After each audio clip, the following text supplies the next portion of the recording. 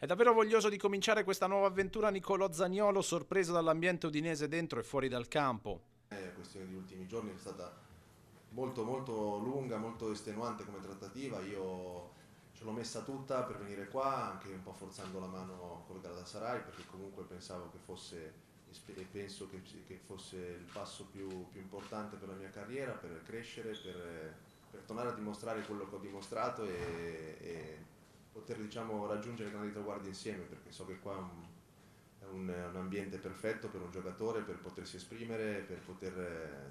diciamo, mostrare tutte le sue caratteristiche e le qualità che ha. E quindi sono molto felice di essere qua, sono contentissimo, è un ambiente bellissimo, si lavora benissimo, ci sono 300.000 persone che lavorano per questo club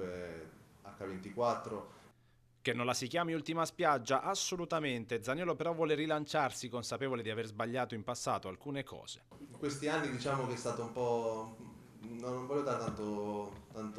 tanta sfortuna, non è stata la sfortuna perché comunque ci ho messo anche del mio, magari delle volte quando non vedevo che giocavo titolare mi abbattevo un po', mi chiudevo un po' in me stesso e quindi dopo naturalmente con l'aiuto delle persone giuste che ho a casa, che ho a fianco, che ho imparato ad ascoltare, naturalmente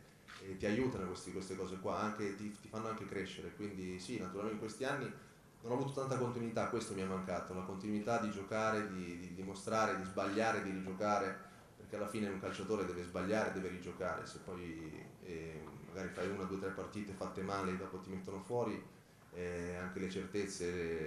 le vieni un po' a perdere, quindi devo essere bravo io a non perdere queste certezze anche quando magari qualcuno me le leva e devo continuare, devo provare a non mollare mai, anche magari quando le cose non vanno bene. Tra i motivi che lo hanno convinto a dire sì all'Udinese anche un rapporto subito schietto con Costa Runiaic che si spera possa essere catalizzatore del suo ambientamento in Friuli per un ritorno a grandi livelli. Il mister ci siamo sentiti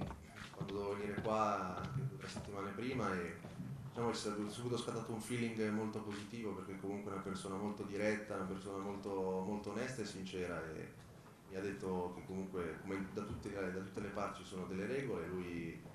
non transige su quelle, io comunque sono assolutamente d'accordo con quello che mi ha detto.